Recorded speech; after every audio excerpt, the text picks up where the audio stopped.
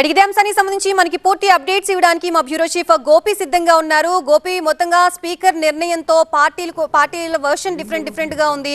ప్రస్తుతం పూర్తి డీటెయిల్స్ ఏంటి? ఈ నిర్ణయంపై అందరూ ఎలాంటి భావం వ్యక్తం చేస్తున్నారు? పార్టీ ఫిరాయించిన ఎమ్మెల్యేల విషయంలో స్పీకర్ తీసుకున్న నిర్ణయాన్ని కాంగ్రెస్ పార్టీ నేతలు స్వాగతిస్తున్నారు. స్పీకర్ రాజ్యాంగబద్ధంగానే ఎమ్మెల్యేలు చెప్పిన అభిప్రాయాలకు అనుగుణంగానే స్పీకర్ నిర్ణయం తీసుకున్నారని చెప్పి కాంగ్రెస్ నేతలు చెప్తున్నారు. అయితే ఈ కేసు సుప్రీంకోర్టులో ఎల్లుండి లిస్ట్ కాబోతోంది. సుప్రీంకోర్టు ఎటువంటి నిర్ణయం తీసుకుంటుంది? గతంలో ఉన్న సిజేఐ జస్టిస్ బిఆర్ గవాయ్ ఆయన పదవి విరమణ చేయడం జరిగింది. ఇప్పుడు నూతన సిజేఐ జస్టిస్ సూర్యకాంత్ ఉన్నారు. సో ఆయన బెంచ్ ముందు ఇది లిస్ట్ అవుతుందా? ఆయన ఎటువంటి డైరెక్షన్స్ ఇస్తారు, లేదా వేరే బెంచ్ ముందు లిస్ట్ చేయమని చెప్తారా ఏంటి అనేది ఈరోజు సాయంత్రం కల్లా ఏ బెంచ్ ముందు లిస్ట్ అవుతుంది. అలాగే ఎల్లుండి సుప్రీంకోర్టులో ఏం జరగబోతుంది అనేది స్పష్టత రాబోతుంది. ప్రస్తుతం మనతో పాటు కాంగ్రెస్ ఎంపీ మల్లురావి గారు ఉన్నారు. సార్, పార్టీ ఫిరాయింపులకు సంబంధించి స్పీకర్ తీసుకున్న నిర్ణయాన్ని ఏ విధంగా చూస్తారు మీరు? స్పీకర్ తీసుకున్నటువంటి నిర్ణయాన్ని నేను స్వాగతిస్తున్నాను. ఎందుకంటే ఆ ఎమ్మెల్యేలే చెప్తున్నారు, మేము కాంగ్రెస్ పార్టీలో చేరలేదు, ఇక్కడ కాకుండా పేపర్లో చెప్పారు, టీవీలో కూడా వచ్చింది, మేము కాంగ్రెస్ పార్టీలో ప్రభుత్వం ఉంది కాబట్టి మా అసెంబ్లీలో అభివృద్ధి కార్యక్రమాలు, సంక్షేమ కార్యక్రమాలు బాగా జరగాలంటే ముఖ్యమంత్రి గారిని, మంత్రుల్ని, అధికారులను కలిసి పనిచేసుకోవడానికి మాత్రమే కలిసామని చెప్పారు. అదే విషయం స్పీకర్ కూడా చెప్పుంటారు. అందువల్ల స్పీకర్ ఆ రకంగా జడ్జిమెంట్ ఇచ్చారు.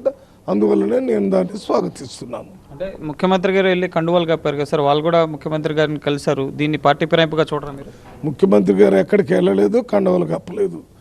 వాళ్ళు వచ్చారు, ముఖ్యమంత్రి గారిని కలిశారు, వాళ్ళ రిప్రజెంటేషన్లు ఇచ్చారు, వారితో ఫోటో దిగారు. ఇదేమో రేవంత్ రెడ్డి గారు కొత్తగా దిగారా? ఇంతకుముందు కేసీఆర్ గారు అని ముఖ్యమంత్రి ఉండేవాడు, 10 సంవత్సరాలు ఉన్నాడు కదా, ఆయన దగ్గర ఎంతమంది ఫోటోలు దిగలేదు కాంగ్రెస్ పార్టీ వాళ్ళు? ఎవరైనా డిస్క్వాలిఫై అయ్యారా? కాలేదు కదా.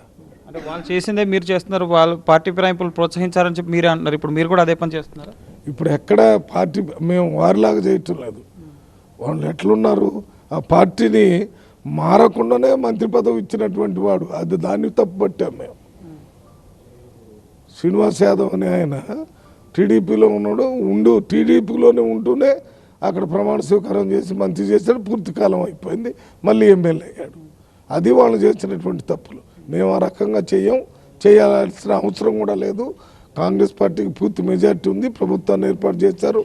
బలమైన నాయకుడు రేవంత్ రెడ్డి గారు ముఖ్యమంత్రిగా ప్రజాప్రభుత్వాన్ని చాలా ప్రజారాజ్యంగా పరిపాలిస్తున్నాడు. అందువల్లనే ఇప్పుడు 70-75% మన పంచాయతీ ఎన్నికల్లో కాంగ్రెస్ పార్టీ ఇంకో ఇద్దరు పైన నిర్ణయం తీసుకోలేదు స్పీకర్. దానం నాగేందర్ కానీ కడియం శ్రీహరి గారు. దానం నాగేందర్ మీ పార్టీ గుర్తుపైన లోక్సభకు పోటీ చేశారు. సో అంటే మీ పార్టీలో చేరే అవకాశం ఉందా? నెక్స్ట్ మళ్ళీ బై ఎలక్షన్స్ వస్తాయి అంటే ఇప్పుడు వారి మీద నిర్ణయం తీసుకుంటే కదా చెప్పడానికి. నిర్ణయం తీసుకోకుండానే ఒకవేళ ఇట్లా జరిగితే బై ఎలక్షన్లని అది నేను చెప్పకూడదు. అది స్పీకర్ తీసుకునే నిర్ణయాన్ని బట్టి మాట్లాడతారు. Right, thank you sir. ఇది ముఖ్యంగా ఈ పార్టీ ఫిరాయింపుల అంశానికి సంబంధించి స్పీకర్ తీసుకున్న నిర్ణయాన్ని కాంగ్రెస్ నేతలు అయితే స్వాగతిస్తున్నారు. మరి సుప్రీంకోర్టు వీలైనంత త్వరగా నిర్ణయం తీసుకోవాలని చెప్పి గతంలో స్పీకర్ని ఆదేశించారు. సో స్పీకర్ ఇప్పటివరకు పూర్తి స్థాయిలో 10 మంది పైన నిర్ణయం తీసుకోలేదు. సో దీనికి సంబంధించిన కేసు ఎల్లుండి లిస్ట్ కాబోతుంది. సుప్రీంకోర్టు ఎటువంటి ఆదేశాలు ఇస్తుంది అనేది మనం వేచి చూడాల్సి ఉంటుంది. ఎందుకంటే గతంలో స్పీకర్ పైన కొంత అసంతృప్తిని కూడా వ్యక్తం చేసింది సుప్రీంకోర్టు. మీరు నిర్ణయం తీసుకోకపోతే మేము డైరెక్షన్స్ ఇవ్వాల్సి ఉంటుంది, మేము చర్యలు తీసుకోవాల్సి ఉంటుందని చెప్పి కూడా గతంలో సుప్రీంకోర్టు వ్యాఖ్యానించిన పరిస్థితి ఉంది. కాబట్టి ఇప్పుడు సిజేఐ ముఖ్యంగా జస్టిస్ సూర్యకాంత్ ఎటువంటి నిర్ణయం తీసుకుంటారు ఈ విషయంలో?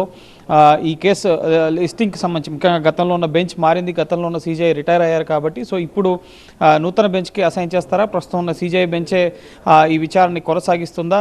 ముఖ్యంగా ఏం జరగబోతోంది? ఈరోజు స్పీకర్ తీసుకున్న నిర్ణయానికి సంబంధించి బీఆర్ఎస్ తరపు కేటీఆర్ తరపు న్యాయవాది మోహిత్ రావు కోర్టులో ప్రస్తావించబోతున్నారు. స్పీకర్ తీసుకున్న నిర్ణయానికి సంబంధించి స్పీకర్ తరపు న్యాయవాది కూడా కోర్టుకి వివరాలు అందించబోతున్నారు. సో వాటి అనంతరం ముఖ్యంగా కోర్టు దీన్ని ఏ విధంగా కాగ్నిజెన్స్లోకి తీసుకుంటుంది? పూర్తిగా అందరి మీద చర్యలు తీసుకోలేదు, కొందరి మీద మాత్రమే చర్యలు తీసుకున్నారు. అలాగే కొందరు ఇంకా నోటీసులకు స్పందించని పరిస్థితి ఉంది, దానం నాగేందర్ కానీ కడియం శ్రీహరి కానీ. సో ఇటువంటి సందర్భంలో సో వారి విషయంలో ఏం చేశారు? ఇంకా గడువిస్తారా?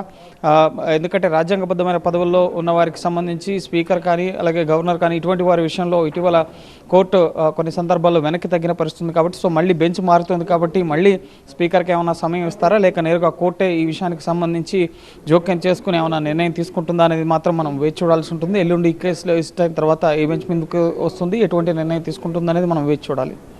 Right, thank you Gopi.